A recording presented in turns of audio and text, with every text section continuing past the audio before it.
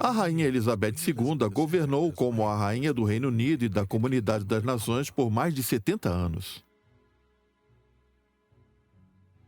Ela é a monarca que reinou por mais tempo na história inglesa. Seu reinado é um dos mais singulares de todo o mundo. No princípio, a rainha era vista como uma das princesas que cresceram no período que antecedeu a Segunda Guerra Mundial. Em seguida, ela se tornou uma jovem e radiante rainha de um império que clamava por mudanças. Nos anos 90, ela era vista carinhosamente como a majestosa avó dos príncipes William e Harry. E agora, nos seus últimos anos, nós vemos a Rainha Elizabeth como uma serva leal do seu povo. Nos 70 anos do seu reinado, a rainha viu incríveis mudanças sociais, políticas e culturais acontecerem de perto da forma que nenhum outro monarca jamais verá. A realeza é uma mistura de mito e realidade. É a união entre a história de amor de uma princesa de conto de fadas com a história do nosso mundo. E quando essa princesa se torna uma rainha, nós temos uma fábula completa. É como um sonho que se materializou.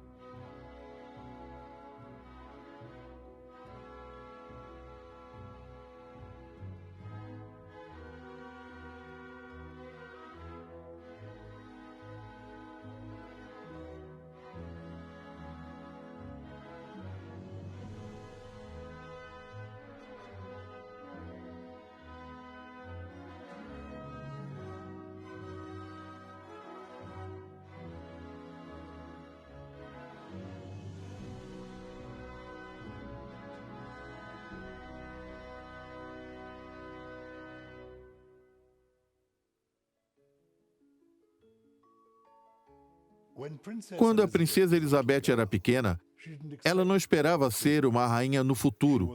Ela era apenas uma princesinha. Uma menina especial, levando uma vida idílica e singular. O pai dela era o Duque de York, e a mãe dela era a Duquesa de York. E eles viviam em Londres, na rua Piccadilly. Mesmo que abastada, era uma vida normal. Ela era como as princesas Beatriz e Eugenie são hoje. Ela era filha da Duquesa e do Duque de York, membros menos importantes da família real. Ela cresceu tendo uma enorme reverência pela coroa, sabendo da importância do dever e da monarquia, mas nunca foi afetada pela arrogância e a presunção que às vezes acompanham o cargo. Isso deu a ela a modéstia que todos respeitam. Então, como eu disse, nunca foi afetada pela arrogância e presunção. E essa modéstia realmente todos respeitam. Naquela época, os membros da família real não tinham tantos afazeres como hoje em dia. O duque, a duquesa de York e suas filhas, princesa Elizabeth, nascida em 1926, e princesa Margaret, nascida em 1930, podiam viajar tranquilamente até a Escócia de meados de julho até meados de outubro, onde raramente eram vistos. Das duas filhas do rei George VI, Elizabeth era a mais séria e austera, enquanto Margaret era a mais volúvel e agitada. Elizabeth era discreta, Margaret era expansiva. Elizabeth era diligente, Margaret era desobediente.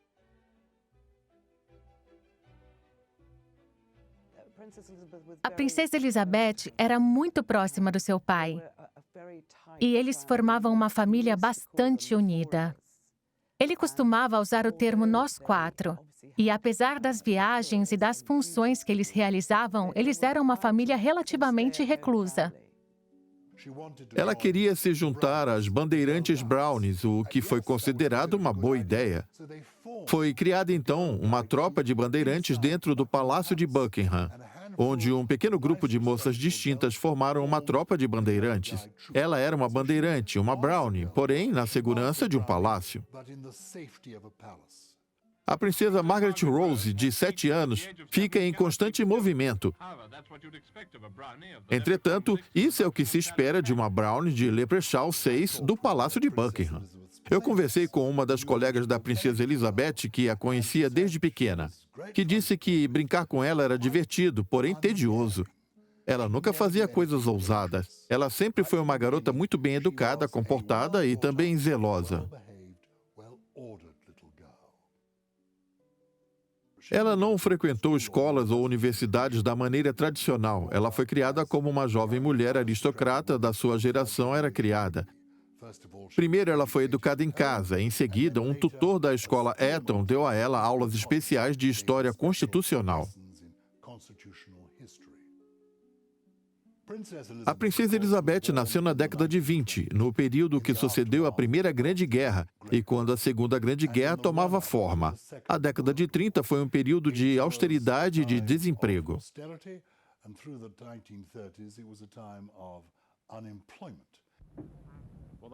Pela 14ª vez em seus 15 anos, Sua Alteza Real, o Duque de York, passou a noite no seu acampamento, onde, com o apoio do movimento de auxílio industrial, 400 rapazes de escolas públicas e centros industriais passaram o feriado juntos ao ar livre.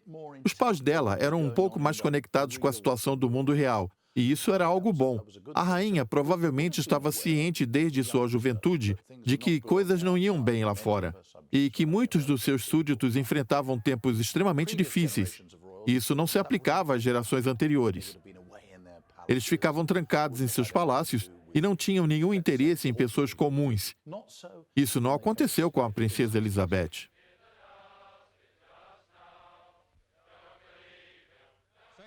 O segundo prêmio vai para a princesa Elizabeth. Esse período foi elucidante para a rainha, especialmente devido à relação que ela tinha com a sua mãe. A rainha-mãe era uma pessoa que sempre queria estar envolvida na sociedade e na comunidade. Notadamente, durante a Blitz, quando ela disse estar aliviada pelo fato do Palácio de Buckingham ter sido bombardeado, ela queria ver de perto a situação de East End. Eles estavam também em sintonia com as necessidades da época, e a rainha sabia que era errado esbanjar dinheiro enquanto a população passava por dificuldades.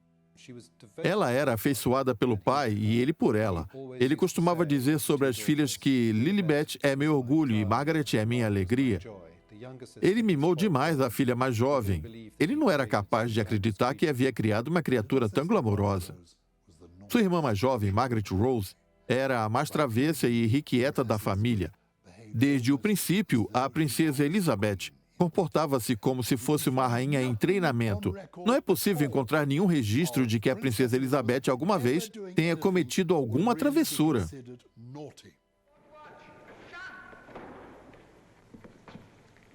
A guarda está pronta para inspeção. Foi uma criação bem idílica, pois as princesas tinham muito contato com seus pais, que eram muito presentes naquela época. Após a abdicação, tudo mudou. A parte mais difícil para a jovem Elizabeth foi a transição de uma vida relativamente pacata para uma vida no centro dos holofotes. A vida idílica do duque e da duquesa de York e das suas duas filhas mudaria subitamente quando o rei Eduardo VIII escolheu abdicar do trono para se casar com a sua amada, a socialite estadunidense divorciada Wallis Simpson. No princípio, ninguém esperava que o príncipe de Gales, que se tornou Eduardo VIII, abdicasse. Foi um tremendo choque para o Duque de York descobrir que essa era a intenção do rei e que seria ele quem assumiria o cargo. Isso foi uma surpresa muito grande para ele. Eu acredito que somente no fim de 1936 que ele realmente se deu conta da situação. O homem que adorava tanto a sua vida pacata foi coroado governante do maior império da história. O pai dela, famoso por sua gagueira, não nasceu para a vida pública, mas esforçou-se, assim como vimos no filme O Discurso do Rei, para ocupar o papel de monarca moderno. Podemos ver isso simplesmente no filme.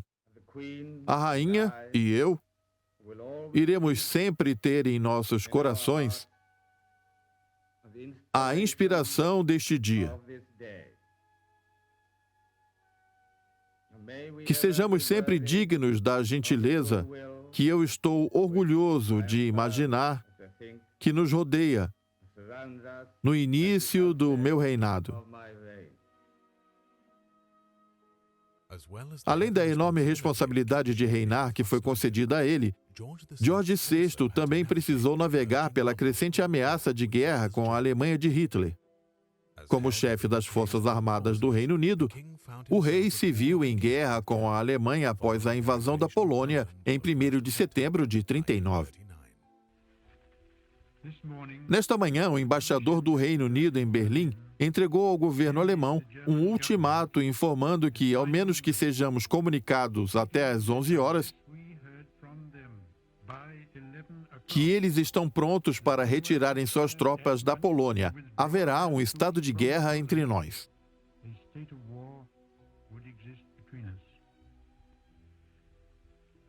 Devo lhes dizer agora que tal comunicação não foi recebida e que, por consequência, este país está em guerra com a Alemanha. O primeiro-ministro Neville Chamberlain havia declarado guerra mais cedo naquele mesmo dia. Essa era a primeira oportunidade do rei, o pai da nação, de falar com o seu povo e com o império. O discurso que encerra o filme O Discurso do Rei, como ficou conhecido, foi um discurso extremamente importante. Neste momento sombrio, talvez o mais fatídico de nossa história, eu envio a todos os lares do meu povo, tanto no país quanto no exterior,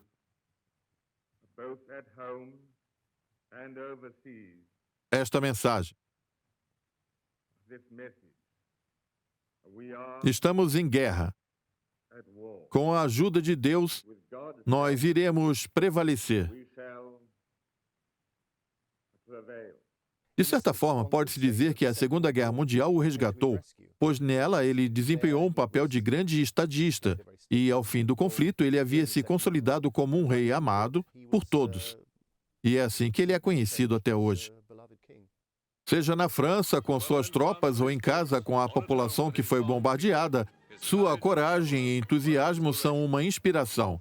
Esta é uma guerra total, e o rei, assim como muitos dos seus súditos, teve o seu lar bombardeado.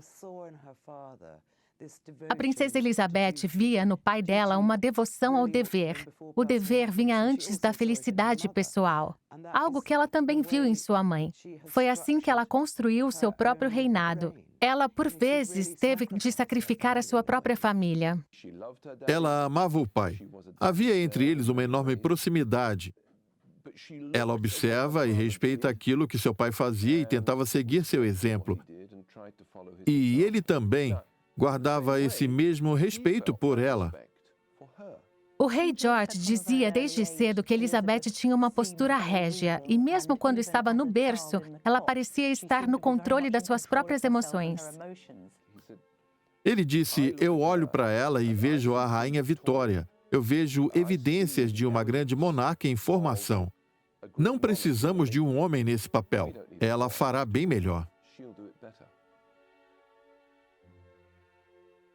Existem diversos eventos no início da vida que moldaram as atitudes e a postura séria da rainha.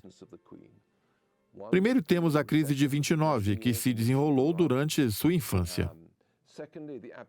Depois temos a abdicação, um trauma gigantesco para a sua família e que abalou emocionalmente o seu pai, que foi quando seu tio Eduardo VIII não cumpriu seu papel com a família real, colocando o amor de uma mulher acima do seu dever com a coroa. Em terceiro lugar, a Segunda Guerra Mundial.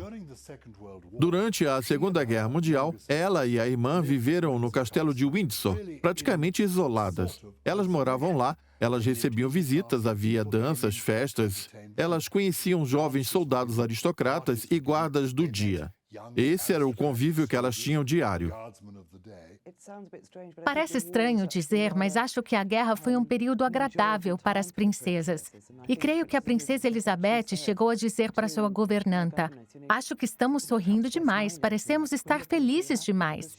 Pois ela sabia o que estava acontecendo e tinha bastante interesse pelo assunto. Porém, o castelo de Windsor, durante a guerra, foi como um enorme parque de diversões. Ela quis se juntar à chamada ATS, o Serviço de Auxílio Territorial, basicamente o Exército para Mulheres. Apesar de dirigir com tamanha compostura, ela não tinha experiência em dirigir antes de começar o seu treinamento. Durante alguns meses, ela foi a Aldershot todos os dias e estudou para se tornar uma mecânica de carros, para trocar rodas e desmontar um motor. Na inspeção das velas, a princesa Margaret mostrou que está apta para servir. Ela voltava para casa à noite e contava para a família sobre todos os aspectos do motor e coisas do tipo. Tudo que essa mulher fez durante a vida inteira foi com extrema seriedade. Quando a Segunda Guerra Mundial acabou e a vitória na Europa foi anunciada, houve uma grande celebração com pessoas dançando nas ruas de Londres. A princesa Elizabeth pediu ao pai permissão para ir às ruas e ver isso, ver o que estava acontecendo. Ela então foi às ruas junto com alguns guardas de confiança e entrou no meio da multidão. Esse foi o momento em que ela esteve mais próxima da realidade da guerra. Realmente foi o mais próximo que ela pôde estar durante todo esse período. Minha irmã e eu percebemos que não podíamos ver a comemoração da multidão. Nós, então, pedimos permissão aos nossos pais para observar o evento de perto. Eu tive muito medo de ser reconhecida. Por isso, eu cobri o meu rosto com o chapéu do meu uniforme. Nós saudamos o rei e a rainha na sacada e andamos por vários quilômetros pelas ruas. Essa foi uma das noites mais memoráveis da minha vida. O imperador Napoleão certa vez disse: se você quer entender uma pessoa, você deve olhar para a situação do mundo na época em que essa pessoa tinha 21 anos. A rainha completou 21 anos na década de 40 e ela conserva os valores de uma mulher daquela geração. Ela é decente, discreta e cumpre o seu dever. Foi durante a Segunda Guerra que a princesa Elizabeth conheceu um belo oficial da Marinha, o príncipe Philip da Grécia e Dinamarca. O romance deles durou 7 décadas. Uma curiosidade interessante sobre a rainha é que ela se casou com o primeiro e único homem pelo qual ela se apaixonou na vida. Pode parecer um exagero, mas ela conheceu o príncipe Philip da Grécia no Colégio Naval de Dartmouth, em 1939, quando ele era um cadete da Marinha. Ela já o havia encontrado em outras ocasiões, mas foi naquele momento, segundo ela própria, que a chama se acendeu. Ele era bonito e elegante, muito acima da média. Ela deve ter pensado, que homem maravilhoso! Assim como pensaria uma jovem de 13 anos ao ver um lindo príncipe. E nunca mais sentiu nada parecido por nenhum outro homem.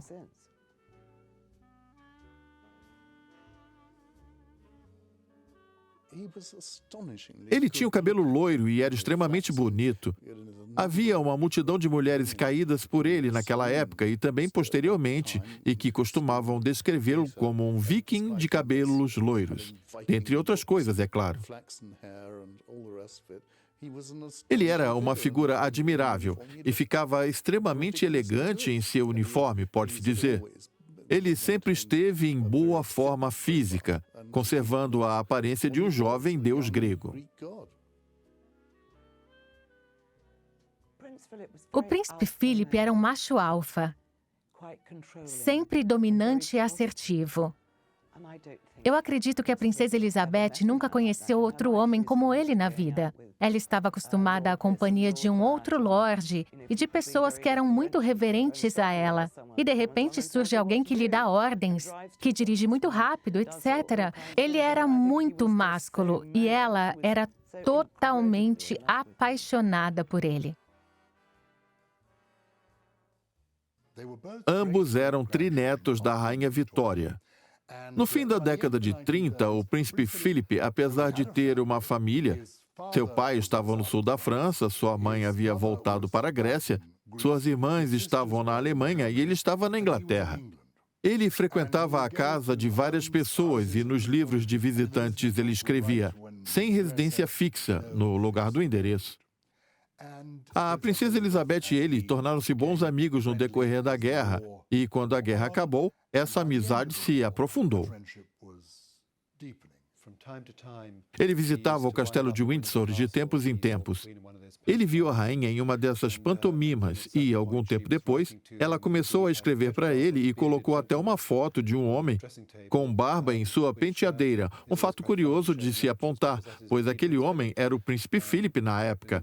Na época, ele também usava barba. Pouco tempo depois, a paixão começou. Ele estava na Marinha Real, ele era um primo e ele tinha os requisitos, era charmoso. E eles estavam apaixonados e prontos para se casarem. Eu não acredito que o rei George VI em nenhum momento foi contra o príncipe Philip. Havia apenas o fato de que a noiva era muito jovem. Ambos eram jovens, e o rei queria que ela esperasse um pouco mais. A única viagem que eles fizeram juntos foi à África do Sul, em família, em 1947. Só nós quatro, conforme dizia o rei George VI.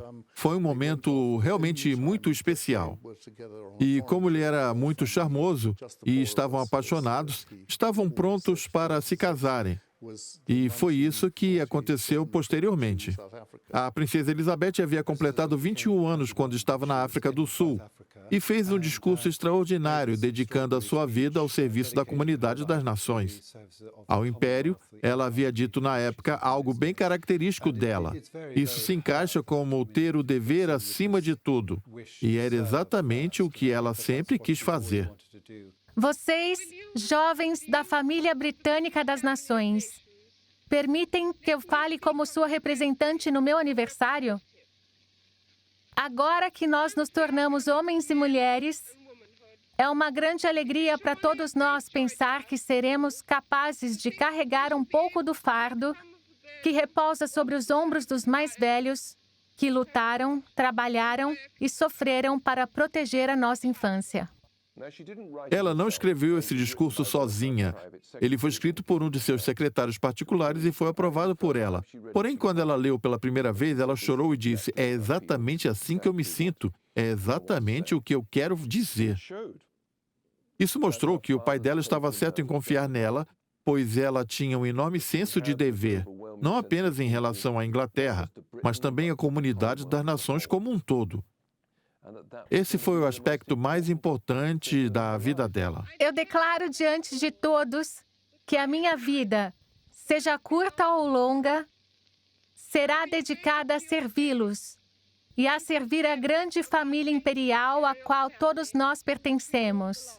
Porém, sozinha, eu não terei forças para cumprir essa resolução, a menos que vocês se juntem a mim nessa tarefa. Convite que eu faço agora a vocês. Esse foi o último momento dela como a filha da família. Ela sabia que assim que isso acabasse, ela se tornaria a noiva de Philip e se casaria com ele. Com o crescente número de notícias sobre os preparativos para o casamento real, surgiram imagens da família real acompanhada do tenente Philip de Malton-Bide.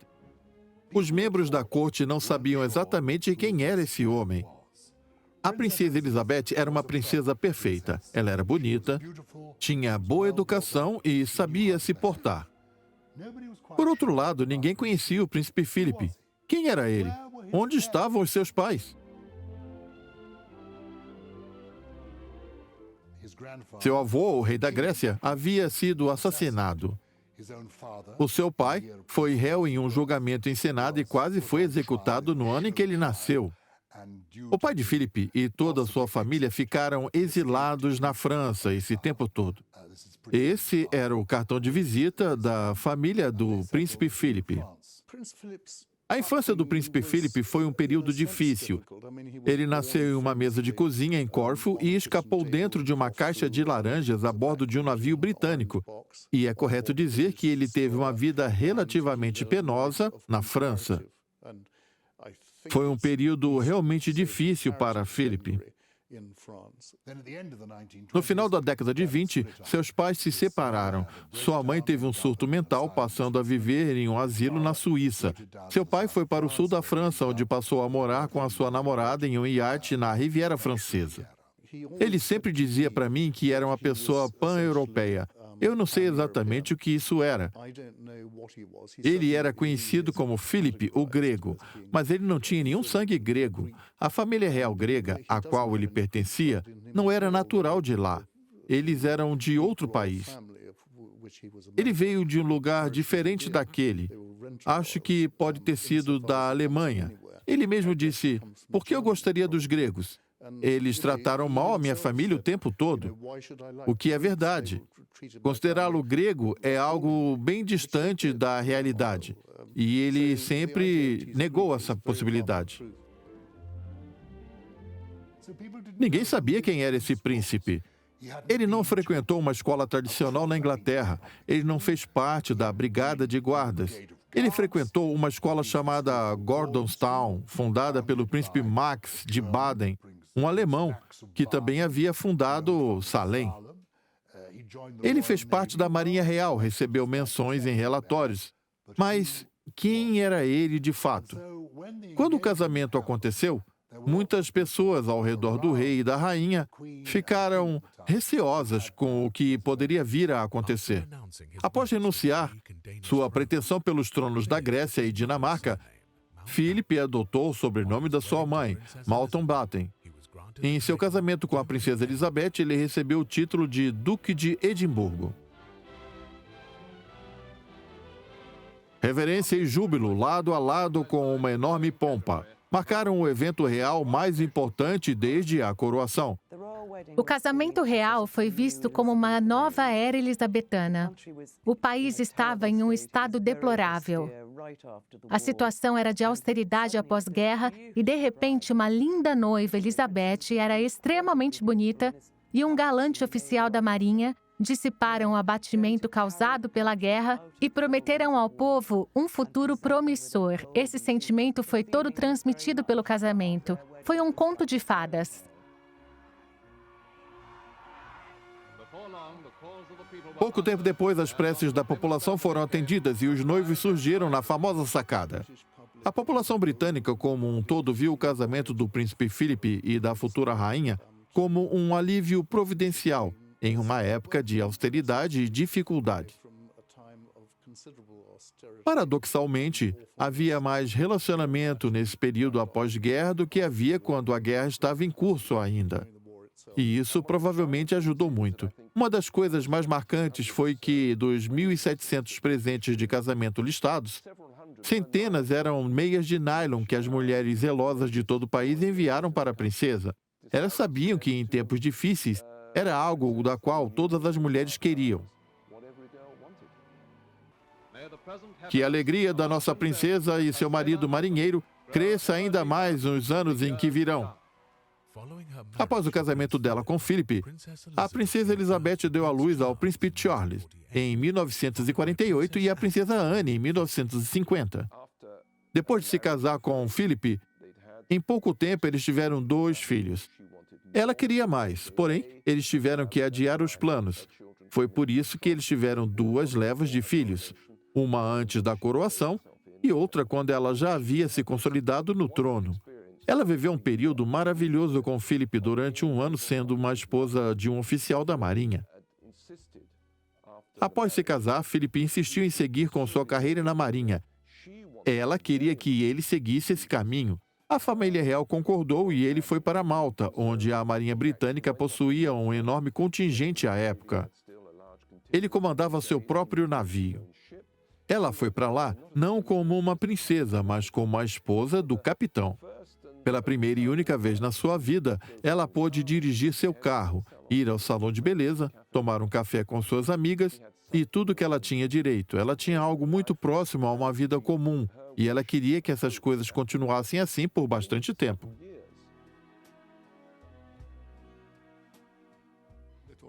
É óbvio que ela queria aproveitar a vida. Ela não tinha restrições por lá.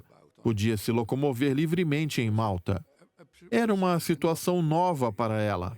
Oficialmente, ela era a chefe, mas na vida privada era Filipe quem dava as ordens. E é nisso que eu acredito. Ele dava ordens a ela o tempo todo.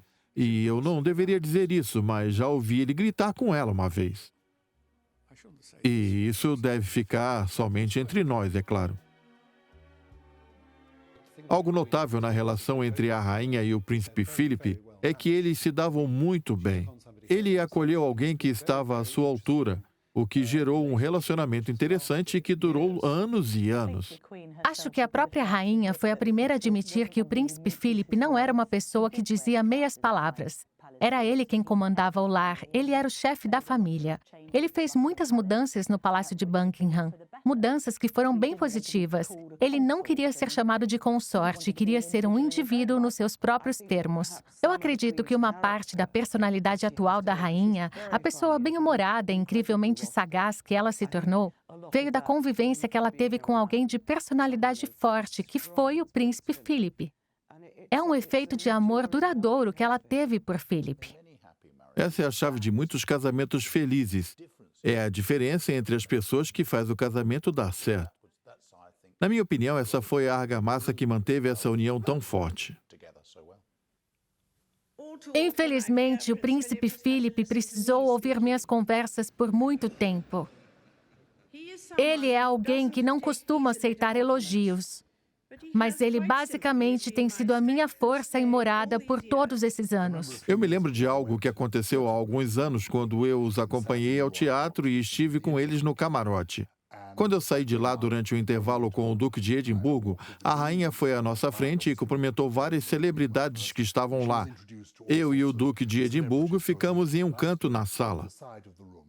Ele olhou na direção da rainha, uma mulher pequena, no meio da multidão. Ela estava cercada de pessoas que a cumprimentavam e faziam reverências a ela. Ele estava encostado na parede, segurando uma taça, até que seus olhares se cruzaram em meio ao salão lotado e ela sorriu para ele. Ele levantou a taça e fez um brinde a ela. Foi ali que eu percebi que entre eles havia uma relação muito especial.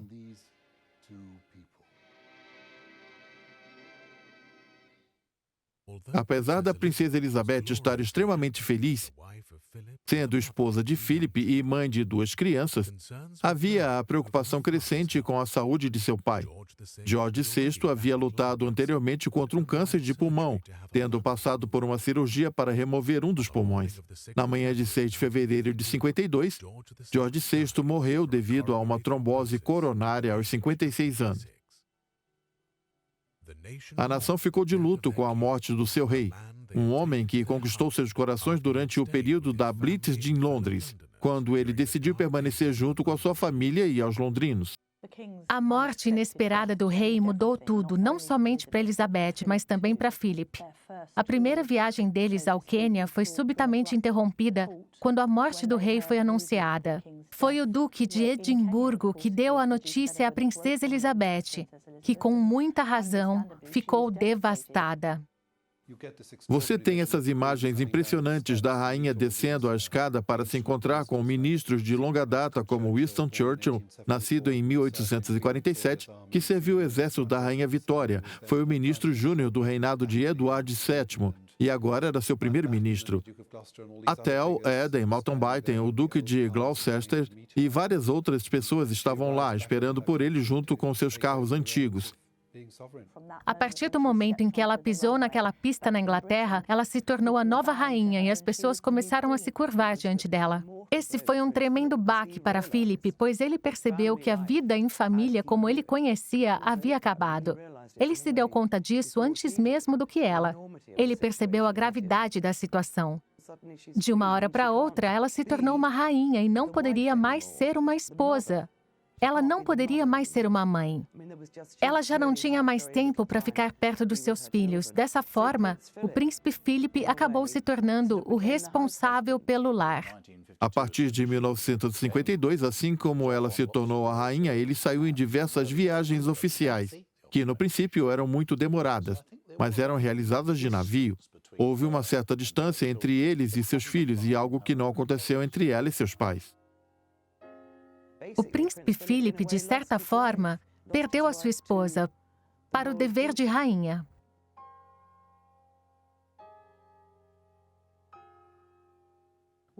O que deixava os jornalistas mais abismados naquela época era a pouca idade e a ingenuidade dela no panorama geral. Naquela época, ela já era uma mulher bem letrada e bem educada. Mesmo assim, sua experiência, seja como esposa ou como rainha, era quase nula.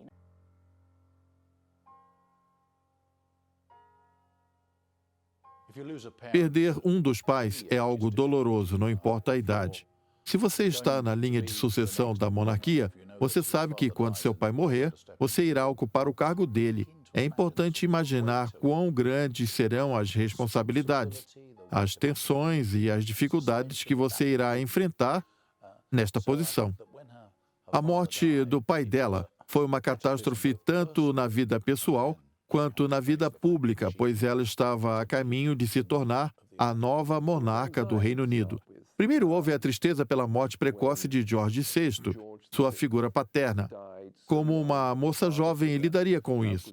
Além disso, Winston Churchill, em seu discurso de despedida a George VI e de boas-vindas à nova rainha, apontou-a como uma Elizabeth moderna, que estava ascendendo ao trono com a mesma idade em que a rainha Elizabeth I fez na era dos Tudor. Isso seria apenas uma sequência de tudo que viria depois. Essa seria a chance da Inglaterra e da Comunidade das Nações de presenciarem uma era elisabetana realmente moderna.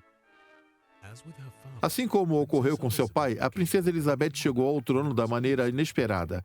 4 meses após a morte do rei George VI, a coroação da rainha Elizabeth II foi realizada em 2 de junho de 1953. A televisão estava se popularizando. A coroação ocorreu em 53 e muitas pessoas compraram uma televisão para esse momento específico, incluindo a minha família. Meu pai comprou uma televisão para assistirmos em casa. Os vizinhos se juntaram para assistir, como era de costume. Esse evento fez a televisão se popularizar. Existia a crença de que aquilo deveria ser um evento global e que todos na comunidade das nações deveriam ter a chance de apreciar a ocasião em que sua nova rainha seria coroada. Ela tinha medo de cometer algum erro que seria exibido ao vivo na televisão. Eu prometo solenemente cumpri-lo. Houve um momento extremamente emotivo e íntimo na cerimônia, como o momento em que ela tomou a comunhão. Ela teve que abaixar bastante o vestido para que o óleo da coroação fosse aplicado em seu peito. Ela não queria que isso fosse mostrado na televisão. A população queria ver a realeza. Eles não queriam apenas vê-los pessoalmente em Londres. Eles queriam ver aquele momento enquanto ele estava transcorrendo. Deus salve a rainha! Deus salve a rainha! Deus salve a rainha! A BBC pressionou para que a coroação fosse televisionada. O protesto não veio da rainha. A rainha deu sua aprovação. Foram os seus conselheiros que não gostaram da ideia e disseram: não, isso não pode acontecer, pois haverá homens mal vestidos assistindo em bares. Eles não vão reverenciar a rainha. Houve protestos pelo país. Pessoas disseram: é dito que a rainha deve ser coroada aos olhos de todas as pessoas. Hoje em dia, todas as pessoas assistem à televisão. Como sabemos hoje, o evento foi televisionado e foi um enorme sucesso. Algo que, de certa forma, uniu a comunidade das nações e também o mundo como um todo. Essa foi uma ocasião bem marcante na vida da rainha. Não apenas porque o mundo inteiro estava assistindo, mas porque ela é uma mulher extremamente religiosa. E fazer o juramento diante de Deus, em uma circunstância tão solene, de servir seu país, foi o momento que mudou o rumo da sua vida. Ela sempre teve um grande senso de dever, que veio a crescer ainda mais com o tempo. Sua coroação foi uma cerimônia religiosa acima de tudo. Ela estava no centro dessa cerimônia religiosa, que foi presidida por seu arcebispo. O divisor de águas da vida dela após a coroação em 1953 foi o sentimento de estar sozinha. Afinal de contas, ela foi a escolhida de Deus. E isso iria mudar a sua vida completamente.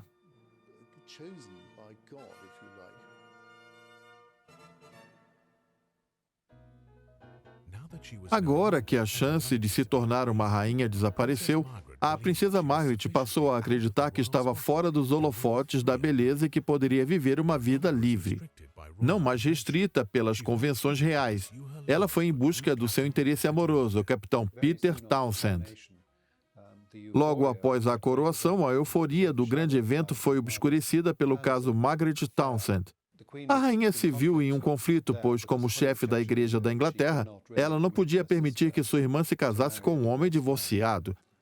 Mas, como irmã da princesa Margaret, ela desejava que a princesa Margaret fosse feliz. A situação era bem delicada.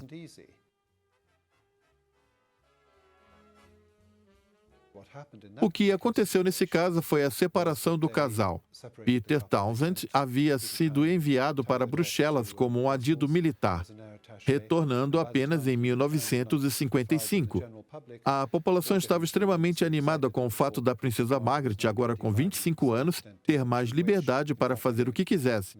No entanto, o amor se esvaiu com o tempo. Quando a princesa Margaret percebeu que havia a possibilidade de cancelamento da sua pensão e da perda dos seus títulos de realeza, o caso foi encerrado. Uma mensagem pessoal da princesa Margaret foi divulgada na Clarence House. Eu gostaria de informar que decidi não me casar com o capitão Peter Townsend. Sou profundamente grata pela preocupação de todos aqueles que constantemente oraram pela minha felicidade. Devido à proximidade entre elas, a rainha, durante todo o período do caso Townsend, deu seu apoio a Margaret, pois era a mãe delas quem se posicionava contra a relação. Elizabeth e Philip aconselharam Margaret, nesse caso, tanto quanto puderam. Por vezes, é reportado incorretamente que a rainha quem não permitia a relação. Ela ficou abatida no momento em que o governo declarou que Margaret não poderia se casar com o capitão. Era o governo que não quis permitir esse casamento. Ela tinha muito apreço por Margaret, pois sabia o que era o amor verdadeiro. Ela se casou com o homem dos seus sonhos. Um dos problemas que a rainha teve que enfrentar várias vezes foi a divisão entre ela no papel de rainha e ela no papel de pessoa. De certa forma, são duas pessoas diferentes. É sabido que a rainha às vezes faz algumas perguntas para uma secretária pessoal para que ela mesma responda o que a rainha deveria fazer. No início do reinado da rainha, a longa viagem que ela realizou por quase um ano no recém-construído iate Britannia foi claramente uma celebração da sua ascensão ao trono. No entanto, foi também um agradecimento à comunidade das nações, à Austrália, à Nova Zelândia, Canadá, África do Sul, Índia e a outros países africanos, por, pode-se dizer, contribuírem com homens e vidas nos esforços contra a guerra na Alemanha e no Japão.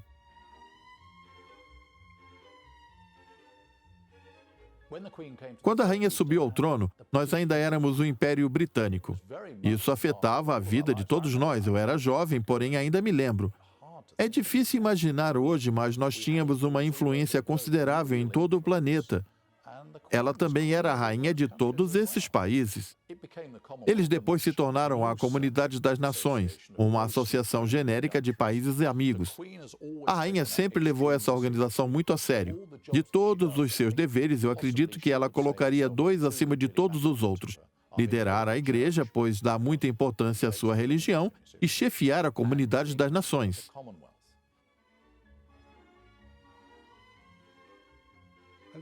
Eu diria que a rainha adotou a causa da Comunidade das Nações como uma de suas principais missões. Assim como um novo chefe de governo identifica uma área onde ele deseja atuar mais enfaticamente, a rainha considera que essa organização é de extrema importância. Ela nunca se ausenta de encontros com chefes de governo da Comunidade das Nações. Ela tem os primeiros ministros ao redor de todo o planeta e ela já disse nesses encontros que às vezes se sente como uma médica. Ela se encontra com 4 primeiros ministros de manhã e outros 4 à tarde. A cada um deles apresenta uma queixa diferente. Alguns destes, da década de 40, ainda nem haviam nascido. Atualmente, vivemos em um mundo onde a fama aparenta ser mais importante do que qualquer outra coisa. Apesar de ser a mulher mais fotografada da história, a rainha não se interessa pela fama. Elizabeth, tanto como princesa quanto como rainha, sempre foi guiada por um enorme senso de dever. Ao ser coroada rainha, um dos símbolos da autoridade que ela toma para si é o que chamamos de Anel de Casamento da Inglaterra. Ela considera a si mesma casada com a Inglaterra, Reino Unido, Austrália e todos os outros países que a reconhecem como sua rainha.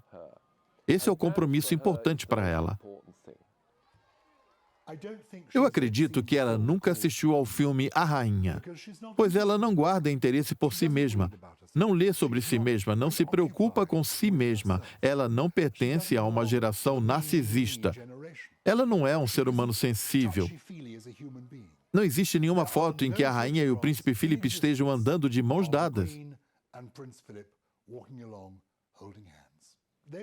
Eles são um relato daquela geração. Não é daquela forma que eles querem ser vistos. Você pode querer ver isso. Isso pode refletir o que você busca na realeza, mas não é o que eles vão dar a você. São duas grandes influências na forma como a rainha aborda a sua função. A primeira é o exemplo deixado pelo seu tio, Eduardo VIII, que reinou por pouco tempo e não chegou a ser coroado. Esse evento incutiu nela a ideia de que o dever não é algo que você pode abandonar. A outra influência foi a de seu pai, cujo exemplo ela continua seguindo. Na minha opinião, ela obteve êxito ainda maior. Ela é mais querida pela população do que seu pai havia sido. É incrível! Ela é a nossa monarca. Ela ter tirado um tempo para conversar comigo foi algo maravilhoso. Eu consegui.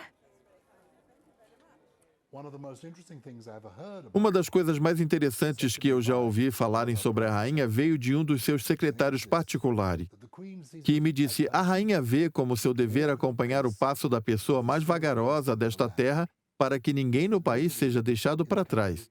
A rainha sempre foi muito inclusiva na forma como ela tem liderado. Muitos primeiros ministros e governos foram eleitos, governaram e foram derrotados no Reino Unido desde 52. Mas a rainha permaneceu. De Winston Churchill a Margaret Thatcher, a rainha já aconselhou mais de 14 primeiros ministros com o seu conhecimento e a sua compreensão em assuntos internacionais. Não há dúvidas de que ela guarda um carinho especial por Winston Churchill, pois ele a conhecia desde que ela era jovem. Ela já sentou no colo dele, ele era amigo dos seus pais. O pai dela enfrentou a Segunda Guerra Mundial ao lado de Winston Churchill. Ela tinha 26 anos quando se tornou rainha de Winston Churchill, o grande homem da política europeia. Foi o primeiro chefe de governo que ela teve e foi o primeiro-ministro especial. Desde então, ela viu os primeiros ministros chegarem e partirem e sempre foi muito habilidosa em não permitir que tivessem muita intimidade com ela. E essa relação da política europeia foi o que fortaleceu ainda mais os laços entre Winston Churchill e a rainha. James Callaghan, um primeiro-ministro britânico, certa vez disse: a realeza oferece amistosidade, não amizade. Há uma grande diferença entre essas duas coisas. A ideia era de que, ao menos uma vez por semana, em uma terça-feira, o primeiro-ministro esvaziaria sua agenda para ir ao Palácio de Buckingham conversar com a rainha. O primeiro-ministro senta-se e conversa de maneira aberta com a rainha sobre o estado das coisas. O papel dela é ouvir o que é dito acima de qualquer outra coisa. Há alguns anos eu estive em uma comitiva privada no canto da sala, conversando com a rainha. Nós estávamos falando sobre o primeiro-ministro do dia, John Major. Eu então perguntei à rainha naquela época, então conversando em recessão: você esteve com ele hoje? A situação da recessão é ruim? Ela disse: bastante ruim. E depois disse: eu ocupo o cargo de rainha desde 52. Eu falei: eu sei, Vossa Majestade. E ela completou: já tive 13 primeiros ministros. E eu respondi: estou ciente, Vossa Majestade. E ela disse: nós temos recessões desse tipo o tempo todo, em tempos em tempos. A rainha é bem direta e tem um ótimo senso de humor. Eu diria que se você conseguir tirar uma risada da rainha, pode ter certeza de que você realmente a agradou. Ela é uma pessoa bem agradável. Todos pensam que a rainha é uma pessoa séria apenas por ela ter a idade avançada hoje em dia.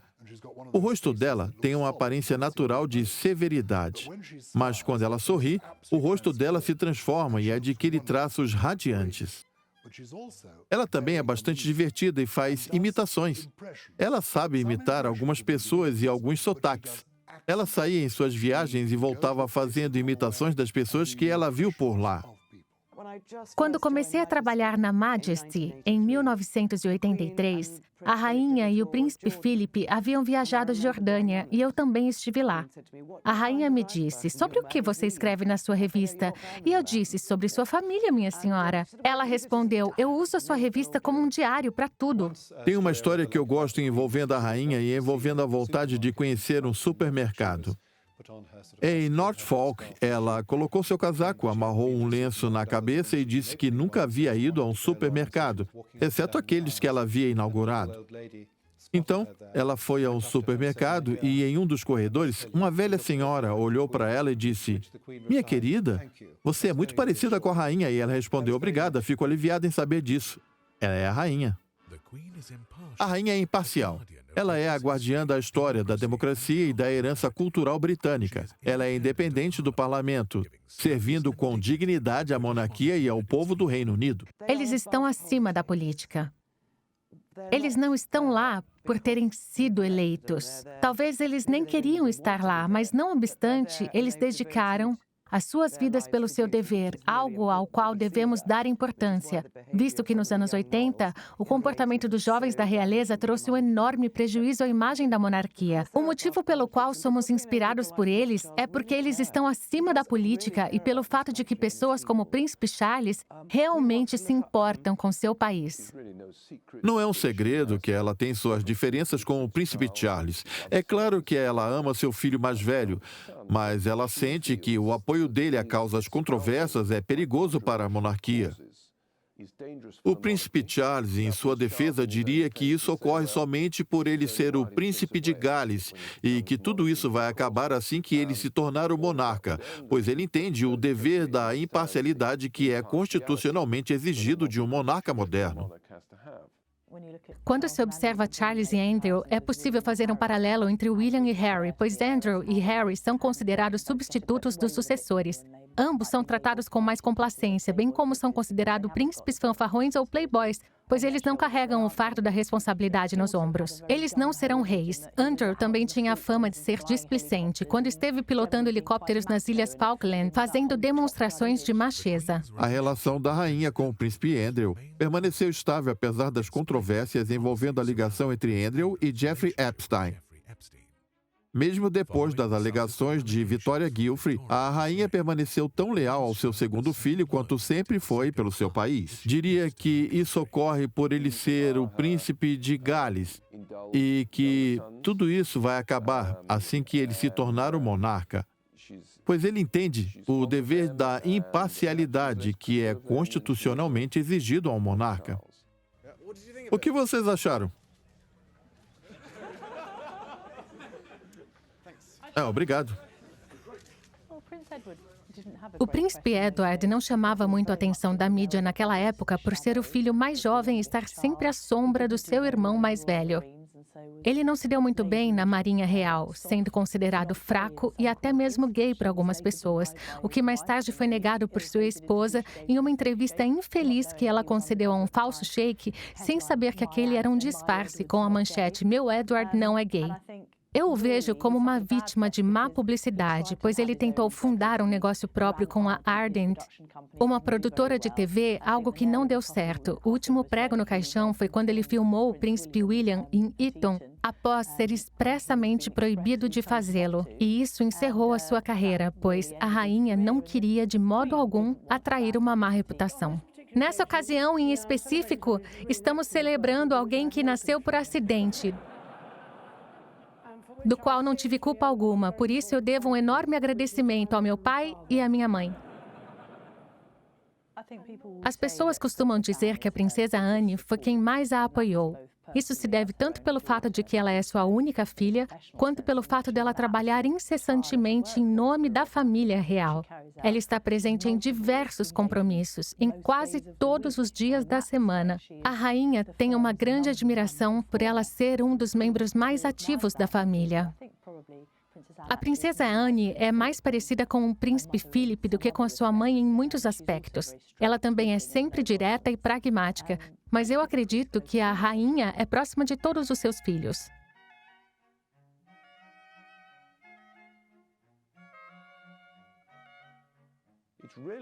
São os netos, porém, os que mais atraem a atenção da rainha. A rainha é uma grande matriarca. Ela ama estar rodeada de toda a sua família. É por isso que o tempo que ela passa em Sandringham, no Natal, em Balmoral, no verão, são preciosos para ela, pois esse é um dos momentos em que ela é a matriarca, mesmo que apenas por algumas semanas.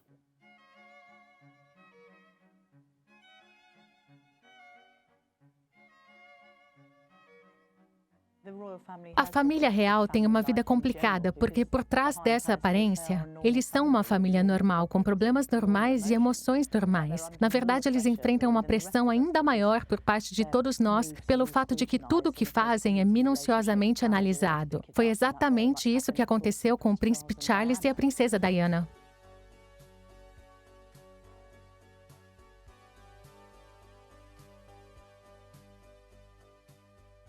Uma curiosidade sobre Diana Spencer, que depois se tornou a princesa Diana, é que ela surgiu do nada. Ninguém anteviu a sua chegada. Apesar de ela possuir laços familiares com a realeza, ela não era como as namoradas que acompanhavam o príncipe Charles. Várias de suas namoradas tinham alguma bagagem. Nós, da imprensa, sabíamos que o príncipe Charles precisava encontrar naquela época alguém com um passado limpo. E a Lady Diana Spencer apareceu como uma dádiva para todos nós. Ela era uma moça jovem e bem inocente naquela época, mas acredito que os pais do príncipe Charles ficaram aliviados por ele ter se decidido casar.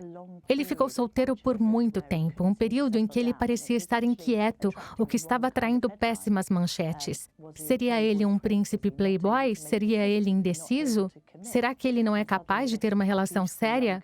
E de repente surge essa linda moça na sua vida, o que melhorou bastante sua reputação, pois além dele ter encontrado um par, ela era uma figura muito bonita e glamourosa. Eu sempre fui um fã da Diana Spencer. Eu achava interessante a forma como ela emergiu de uma crisálida e passou a ser uma mulher que conhecemos. Ela executava seus deveres reais com distinção. Por algum tempo, eles foram considerados um casal dos sonhos. Eles podiam fazer o que quisessem em qualquer lugar. Todos queriam vê-los. O problema foi que Diana Spencer foi vítima de um anacronismo. Na década de 70, quando Diana Spencer surgiu, a sociedade não se preocupava se a esposa era virgem ou não. Mas se tratando da família real, esse costume ultrapassado ainda vigorava. Isso significava que ela era muito mais jovem do que o príncipe Charles. E, conforme descobrimos posteriormente, já estava envolvido emocionalmente com outra mulher, Camila. A pobre Camila era um dilema. E isso teria consequências futuras ainda a serem apresentadas. Ela se apaixonou pelo príncipe Charles e eles dormiram juntos, o que impossibilitou ela de ser a futura rainha. Isso soa meio ridículo e primitivo nos dias de hoje, pois realmente é. 2 ou 3 anos depois, o príncipe Andrew se apaixonou por Fergie. Ela nunca se passou por uma virgem. Ela teve namorados no passado. Nessa altura, as pessoas já não se importavam mais com esse tipo de coisa. Porém, Diana ainda ficou presa nessa armadilha, que foi o cerne da tragédia que veio a ser a vida dela com o príncipe Charles, o que gerou uma enorme complicação para a monarquia e para a reputação da rainha Elizabeth II. É raro que a rainha interfira na vida privada dos seus filhos. Mais raro ainda que isso ocorra em público. Isso ocorreu quando os problemas do casamento entre o príncipe Charles e a princesa Diana ganharam repercussão na mídia mundial. Nós não abordamos o estado de infelicidade dela até 1987, quando se tornou muito evidente que ela não estava feliz. A rainha estava extremamente incomodada pela situação do casamento de Charles e Diana por vários motivos. Havia, obviamente, uma ameaça à reputação da família real, mas, em especial, tratava-se da felicidade do casal e do papel deles no país de William e Harry, que eram muito amados pela avó, mas que também representavam o futuro da família real. Existia um emaranhado de emoções que permeavam o assunto. Isso era muito velado, mas, obviamente, viria à tona em qualquer momento. A rainha tentou se aproximar de Diana e acolhê-la, mas Diana foi muito relutante. Ela achava que jantar com a rainha era algo muito antiquado e até um pouco aterrorizante. A rainha fazia convites a Diana para que almoçassem ou jantassem juntas, mas Diana não queria fazer isso e sempre arranjava alguma desculpa. Elas nunca chegaram a desenvolver uma relação próxima naquele período, em que isso teria sido de grande ajuda a Diana. Quando o casamento começou a desmoronar, Diana costumava visitar a rainha. Ninguém pode falar com a rainha sem um horário marcado, mas Diana costumava esperar no vestíbulo até que o visitante que estava lá partisse. Ela então corria para a sala antes do próximo compromisso. Ela costumava chorar e dizer: "Todos me odeiam. Eu odeio minha mãe, odeio minha irmã, odeio meu marido." A rainha, que não estava acostumada a esse tipo de confrontação, não sabia como lidar com Diana. Isso a deixava sem reação. Como consequência, ela permaneceu inerte em relação a Diana. Seria um erro pensar que ela culpava Diana pelo que havia se desenrolado. Eu acredito que ela e o marido, o príncipe Philip, colocavam mais a culpa no príncipe Charles do que em Diana, pois, no fim das contas, era ele quem tinha uma namorada escondida, já que não era mais um segredo para a família real. Era ele quem havia sido preparado durante toda a sua vida para esse momento. De todas as coisas que conheço sobre a rainha e de toda a informação que me contaram, ela buscou não interferir na vida dos seus filhos. Ela provavelmente deveria ter feito. Um dos grandes erros de seu reinado foi ter se isentado no conflito entre Charles e Diana. Eu questionei o príncipe Philip a respeito disso. Ele simplesmente respondeu: "Nós somos uma família, nós somos uma família."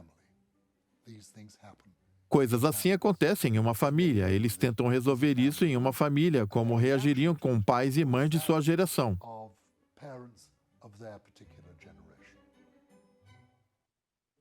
Uma das coisas que mais incomodavam a rainha e o príncipe Philip sobre Diana, princesa de Gales, e Sarah Ferguson, que se casou com o jovem duque de York, foram os holofotes que eles atraíram para si mesmos e que imaginavam ser destinados a elas pessoalmente.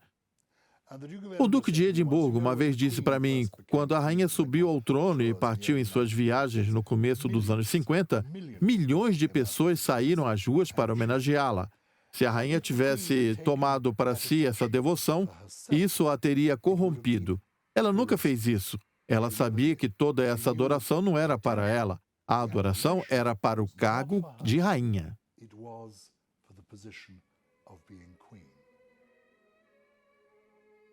Algo que me incomoda um pouco é a forma como elas são apresentadas. Eu já conversei sobre isso com o Duque de Edimburgo, sobre como eles são considerados celebridades. Eles são celebridades. Eles veem a si mesmos como partes da história. Há sangue nas veias deles, que vem correndo nas veias da realeza antes mesmo do ano de 1066. O mantra da rainha quando o assunto é família sempre foi o de nunca reclamar, nunca se explicar. Nesse sentido, ela sempre manteve um silêncio resoluto em assunto como amor, casamento ou divórcio. O momento da sua vida sobre o qual ela mais se abriu foi quando ela falou sobre o seu ano horrível.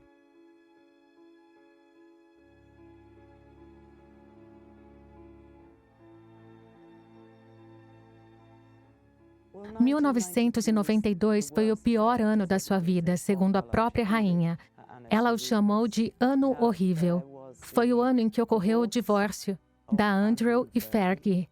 Antes disso, houve o incêndio no castelo de Windsor, no dia do seu aniversário de casamento, momento esse em que a rainha sentiu como se sua vida estivesse sendo consumida pelas chamas.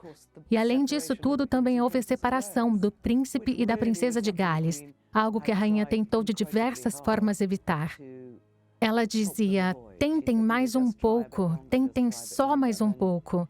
Até que ela acabou percebendo que o casamento não daria mesmo certo. Foi um ano muito infeliz para ela. Pouco após o incêndio no castelo, havia um anúncio da rainha agendado. Ela não se esquivou do assunto. Ela estava doente, ela estava com a garganta machucada por conta da fumaça e de um resfriado que ela contraiu.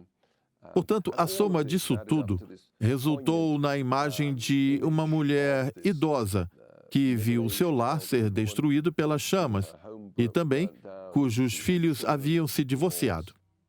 A soma disso tudo foi um ano realmente horrível. Ela não teria sido capaz de falar sobre isso se não tivesse usado o mesmo termo em latim, que foi a forma de aliviar o peso desse assunto sombrio. Ela abordou esse assunto e os súditos passaram a amá-la ainda mais e a dar um apoio emocional à monarquia que, em outros tempos, a monarquia havia oferecido à população. Com a publicidade contínua acerca das controvérsias envolvendo a vida pessoal dos seus filhos ao redor do mundo, a rainha viu na reconstrução do castelo de Windsor, após o catastrófico incêndio, um refúgio. Mal sabia ela que a maior das tragédias ainda estaria por vir, e iria acontecer no dia 31 de agosto de 1997, em Paris.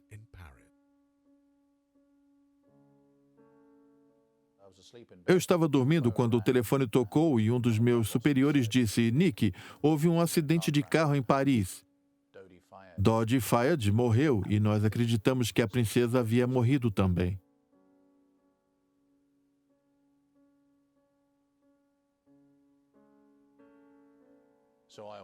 Eu rapidamente me levantei, me troquei e fui direto ao estúdio no meio da noite.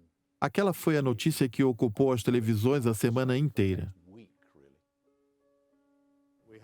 Nós recebemos um boletim da Associação da Imprensa dizendo que Diana, princesa de Gales, morreu em um acidente de carro em Paris. Enquanto o povo britânico abre o coração em um luto nacional por Diana, a rainha tem sofrido para equilibrar a perseverança e o dever da monarquia, apresentando-se de maneira distante e fria. A semana em que Diana morreu foi uma semana muito longa do ponto de vista midiático. No domingo, tivemos o choque. No mesmo dia, ou no dia seguinte, tivemos a descoberta de que um paparazzi havia perseguido o carro dela. Depois descobriram que o motorista tinha mais álcool no sangue do que o tolerado, atraindo para ele toda a culpa. Depois disso tudo, eles voltaram-se contra a rainha. A imprensa exagerava em muitas das informações. Eles especularam, no caso da bandeira, de que não havia uma bandeira do Reino Unido hasteada a meio mastro no Palácio de Buckingham. Eu disse à ITN diversas vezes: por que vocês não filmaram o castelo de Windsor, que está com a bandeira hasteada a meio mastro? É o que vocês estão buscando. Mas não era isso que eles queriam. Eles queriam uma bandeira completamente hasteada para mostrar que a monarquia se importava. Nós não incitamos a história. Eu fico irritado quando pessoas dizem essa acusação. Grande parte da população britânica estava entristecida. A perda dela foi sentida profundamente. Estávamos cientes que não poderíamos inflamar os ânimos do povo. Então dissemos que a rainha agiu terrivelmente e que ela não veio a Londres para se encontrar com a população. Tentamos ser o mais cuidadosos possível. Porém, a história foi ganhando a atração. Ninguém imaginava o que havia acontecido com Diana e o que iria desenrolar nos dias que se seguiram. Com a morte de Diana, a rainha fez o que sempre havia feito. Lembrem-se que ela gosta de continuidade. E ela fez o que o seu pai e o seu avô teriam feito. Eles se isolaram em Balmoral e, por fora, agiram como se nada de ruim estivesse acontecendo. Ela interpretou de maneira incorreta o sentimento da nação, pois estava isolada na distante Balmoral. Não tinha como saber o que estava acontecendo em Londres. A rainha é uma pessoa que passou pela guerra e a geração dela reage de maneira diferente a coisas como acidentes de carro, como o que matou a antiga nora, se comparada com a geração atual, que corresponde a essas coisas de uma maneira mais sentimental.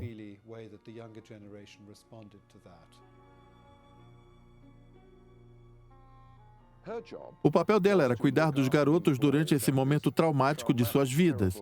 Essa era a sua prioridade.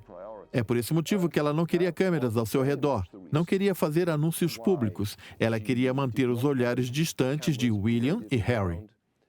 O plano dela era: vamos voltar o mais tarde possível. E ela tentou seguir esse plano de forma eficaz.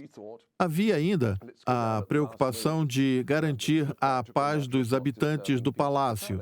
E, o mais importante, permitir que os garotos pudessem prestar suas homenagens à sua mãe no funeral e depois voltarem para casa. No entanto, não era assim que a população de Londres, a mídia e as pessoas ao redor do mundo enxergavam a situação. Quando a rainha saiu da Escócia e voltou para o Palácio de Buckingham, eu acredito que ela estava extremamente apreensiva, pois ela sentia a hostilidade da multidão. Durante a sua caminhada, ela ouviu pessoas dizerem: já estava na hora de você voltar. Eles ouviram as pessoas dizerem coisas horríveis, até que uma mulher deu a ela um buquê de flores. E ela perguntou: você gostaria que eu as colocasse como homenagem? E a mulher disse: não, minha senhora, são para você. Aquele momento dissipou a tensão. A população passou a ter compaixão.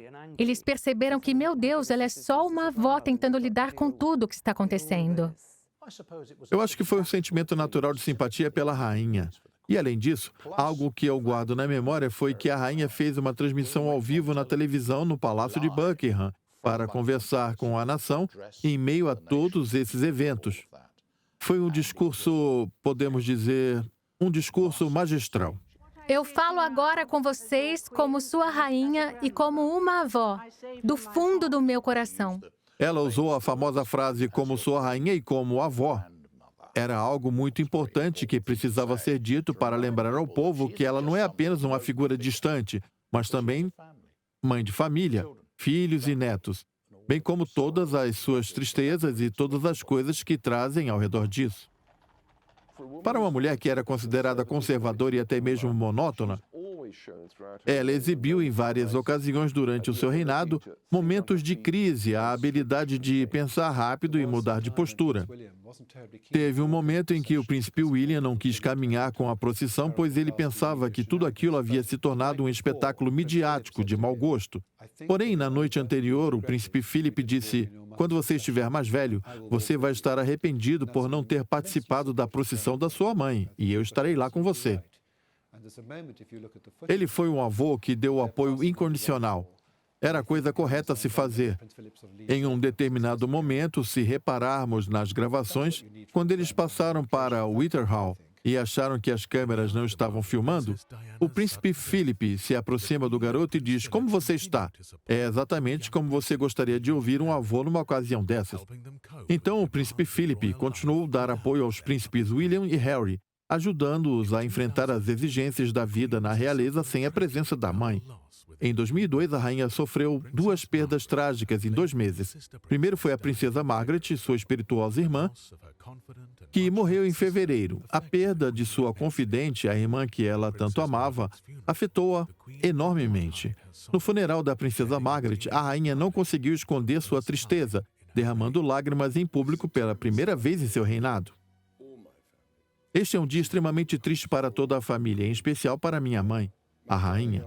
Minha querida tia passou por momentos terríveis nesses últimos anos por conta de uma doença cruel. Ela amava a vida e viveu plenamente. Todos nós sentiremos muito a sua falta. E em nome de toda a família, em especial da minha avó, a Rainha Elizabeth, obrigado a todas as pessoas que enviaram suas condolências e suas maravilhosas cartas de simpatia. Elas foram muito bem recebidas. Podem ter certeza que elas nos ajudarão a seguir em frente. Um mês depois, a Rainha Elizabeth estava ao lado da Rainha Mãe quando ela faleceu no dia 30 de março de 2002, aos 101 anos de idade.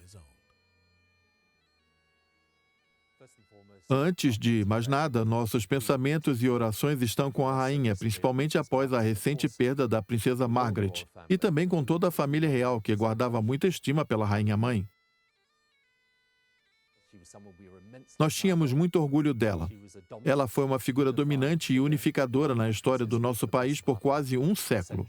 Em especial, no período da Blitz, quando ela insistiu em permanecer em Londres, mostrando não apenas sua própria coragem, mas também a coragem do povo britânico diante daqueles dias sombrios.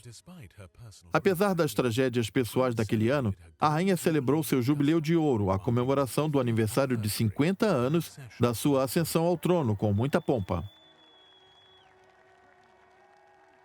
Depois dos recentes falecimentos na Casa de Windsor, a rainha ficou contente em celebrar o casamento de seu neto, Príncipe William, com Kate Middleton, na abadia de Westminster, em 2011. Tendo William o segundo na linha sucessória do trono britânico, seu casamento com Kate reacendeu a magia da monarquia e a esperança na geração mais jovem. O casamento do Príncipe William aconteceu e, como é de se esperar, sempre há uma enorme agitação em torno de um lindo príncipe se casando. Um ano após o casamento entre Príncipe William e Kate, a rainha comemorou outro marco quando seu jubileu de diamante, em 2012, reuniu um público ainda maior do que a celebração de 10 anos antes. Ela é incrivelmente modesta nesses eventos, o que tornou ainda mais encantadora a sua expressão de surpresa ao ver que todos estavam animados e comemorando, erguendo bandeiras e celebrando bastante. Todos os meus clientes no exterior queriam dar festas para comemorarem da mesma forma, o que surpreendeu ela ainda mais. Ela, porém, sempre se manteve modesta.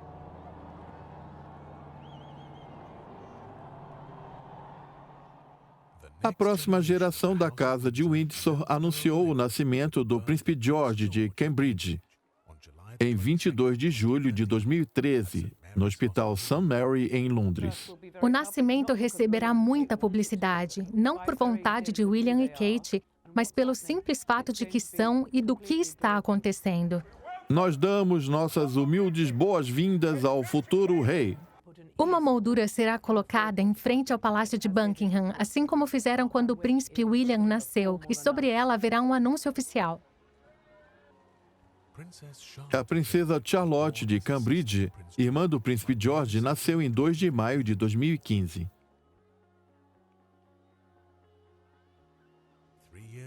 3 anos depois, veio o príncipe Louis para completar a família do futuro rei. O Palácio de Buckingham orgulhosamente anuncia o nascimento do novo príncipe nesse dia de São Jorge, no ano de 2018.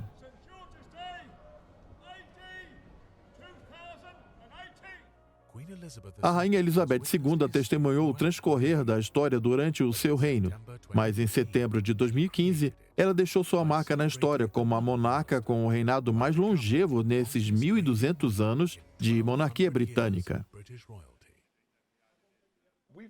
Nunca tivemos uma monarca que reinou por tanto tempo.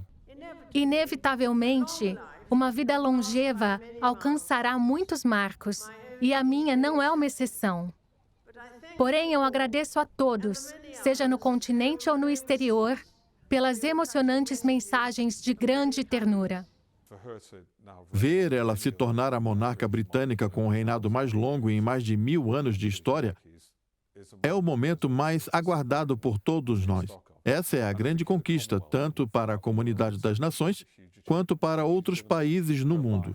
Ela dedicou toda a sua vida a serviço do Reino Unido. Esse é o elemento mais marcante da sua extraordinária jornada. Em 2017, após mais de 65 anos acompanhando sua esposa, o Duque de Edimburgo anunciou seu afastamento aos deveres reais aos 96 anos, ou, como ele gosta de falar, a aposentadoria do cargo de mais experiente inaugurador de placas do mundo. Vocês verão agora o mais experiente inaugurador de placas de todo o mundo. Eu estou muito orgulhoso de interpretar o Príncipe Philip. Ele é uma figura rica, intrigante e conflitante. Especialmente em sua juventude, nós temos muito orgulho da família real na Inglaterra. Ele tem 96 anos, a maioria das pessoas teria se aposentado há 20 ou 30 anos, ou até mesmo 40 anos em alguns casos. Na minha opinião, ele prestou um importante serviço e, o mais incrível de tudo, mantendo sempre o seu ótimo senso de humor. Lamento saber que o senhor teve que se afastar. Não estou me afastando, estou bem perto. Agora que seu marido está descansando e a nova geração da realeza está se preparando para responsabilidades da realeza com seu pai, o príncipe Charles, a rainha começou a reduzir a sua agenda oficial. O casamento do príncipe Harry com Meghan Markle em 2018 e o nascimento do filho dele, Archie, em 2019, foram eventos importantes no calendário real. Obrigado a todos pelas felicitações e pela gentileza. Isso significa muito.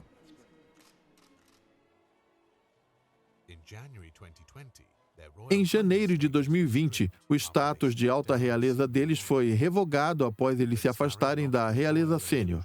O príncipe Harry perdeu seus títulos militares e de realeza, bem como seu posto de patrono em instituições de caridade.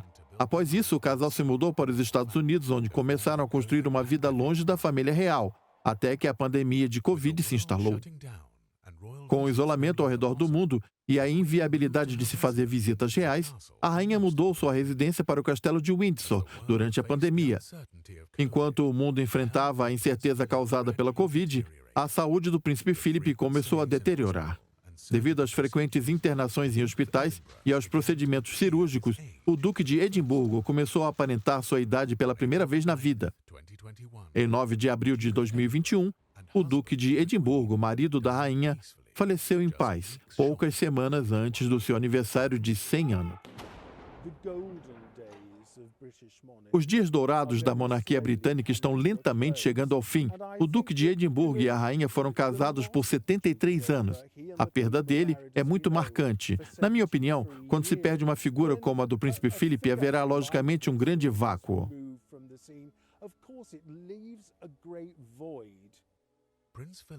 O funeral do príncipe Philip aconteceu na capela de St. George, no castelo de Windsor. Devido às restrições da Covid, o evento não foi tão grandioso quanto inicialmente planejado para celebrar o tempo de serviço que o Duque de Edimburgo dedicou à sua rainha e ao seu país. Parece que o significado da palavra dever não é conhecido por muitas pessoas nos dias de hoje, mas o príncipe Philip e a rainha cresceram tendo o dever em sua mente. Eu não imagino que ela se lembrará desse ano da mesma forma que se lembra do ano terrível, mas eu acho que ela considera esse ano um período horrível. A perda de seu marido vai muito além disso. E esse período será lembrado por ela como uma coisa muito dolorosa. Esse é um momento de tristeza para nós da Marinha. É um momento de reflexão onde nós prestamos nossa homenagem ao lembrarmos do serviço exemplar que o príncipe Philip prestou. Quando vemos a vida dele, nós observamos que ela foi uma vida em serviço da nação e das pessoas. Isso é algo muito especial. Esse é o legado dele, é um legado de reverência e respeito, é um exemplo a ser seguido por todos nós. Enquanto a família real lamenta a morte do seu pai e avô, a rainha lamenta a morte do seu marido e companheiro de quase 80 anos. Ao ser fotografada triste e sentada na cozinha por conta das restrições da Covid, ela ganhou o respeito e a admiração dos seus súditos. Apesar do seu primeiro-ministro Boris Johnson posteriormente ter sido flagrado quebrando as regras de isolamento pelo seu próprio governo, a rainha nunca desobedeceria às leis que foram promulgadas em seu nome enquanto seus súditos estivessem submetidos a elas. Com a chegada do 70º aniversário da sua coroação, ela anunciou que o seu adorado castelo de Windsor se tornaria a sua residência permanente. A rainha simboliza estabilidade e soberania. Pessoas monarquistas, assim como eu, adoram a família real e a rainha não apenas por motivos políticos, pois acreditamos que esse é um ótimo sistema, mas também por motivos históricos, emocionais e até mesmo estéticos. É algo muito amplo, existe uma grande adoração pela rainha e pela família real. A rainha nunca concedeu uma entrevista. A majestade da rainha está em seu sigilo, seja os seus sentimentos pessoais ou os assuntos de Estado. O que os líderes mundiais dizem para a rainha é algo que ela guarda só para si. Sendo quem é, ela sempre aceitou o seu papel na vida, e ela fez isso de maneira extremamente diligente.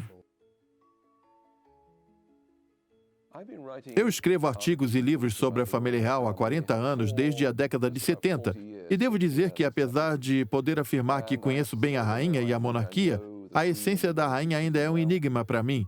Para mim, essa é a força dela. É assim que deve ser. Eu vejo que ela é absolutamente fascinada pelo fato de ter ocupado o trono todos esses anos.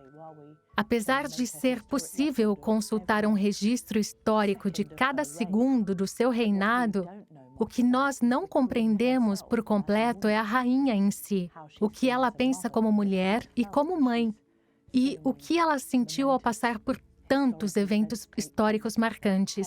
Suas emoções sempre foram guardadas às 7 chaves. É por isso que ela é uma das figuras mais intrigantes da nossa era. Talvez ninguém jamais consiga desvendá-la. As pessoas ficam fascinadas, especulando sobre o que se passa na cabeça dela. Ela é muito habilidosa em preservar a sua privacidade, seus valores, suas ideias e seu senso de si. Esse mistério, esse enigma, é o elemento mais importante da magia. A força dela sempre foi sua firmeza na ponderação sobre tudo de bom e de ruim que pode acontecer. No fato dela pensar sempre no futuro. As pessoas admiram a longevidade dela, admiram a consistência dela. Lá está ela, seguindo firme e forte, apesar de tudo que aconteceu em sua vida. Ela está lá há 70 anos no trono, mais do que qualquer um na história inglesa e até mesmo na história mundial. Ainda faltam alguns anos para ela alcançar o rei Luís XIV da França e se tornar a monarca com o maior reinado da história. A rainha é uma pessoa capaz de atrair multidões. Ela é uma dessas figuras públicas que a população adora ver. Os membros da realeza britânica bem mais sucedidos são modestos, ou pelo menos relativamente modestos ou humildes, que entendem que há uma parte da instituição que é muito maior do que eles e que simboliza coisas mais importantes do que qualquer indivíduo. Dito isso, é isso o que ela faz e também o que ela continua fazendo até hoje. É isso que a população celebrará durante o jubileu, a sua persistência. O foco desse ano foi na pessoa. Vamos celebrar essa mulher nesse momento por tudo que ela fez pelo Reino Unido e pela alegria que ela trouxe ao mundo. Algo que sabemos com certeza sobre a rainha é que ela é uma pessoa estoica. Ela confronta a realidade, ela é realista. O príncipe Philip já não está mais ao lado dela, mas conforme temos visto, desde a sua morte, há mais de um ano ela se mantém firme. No ano de seu jubileu de platina, a devoção da Rainha Elizabeth ao dever é incomparável e sua honra é incorruptível. Ela é uma matriarca, uma mulher que lutou para manter a sua família e a monarquia britânica unidas por mais de 70 anos. A Rainha Elizabeth II é um monumento de continuidade nesse mundo de mudanças constantes. É a manifestação de um aspecto histórico que permanece sempre relevante. A rainha fica constantemente surpresa pelo grande sentimento de carinho que ela recebe do seu povo. Eu acho estranho e encantador que, depois de tantos anos, isso ainda surpreenda ela. Ela esteve lá em 1952, é extraordinário ela ainda estar lá. A mesma rainha, o mesmo sorriso, ela mantém os mesmos compromissos ano após ano. É como os poetas chamariam de a segurança de uma relação familiar. Nós sabemos o que esperar da rainha. Ela não nos desapontará, ela sempre estará lá.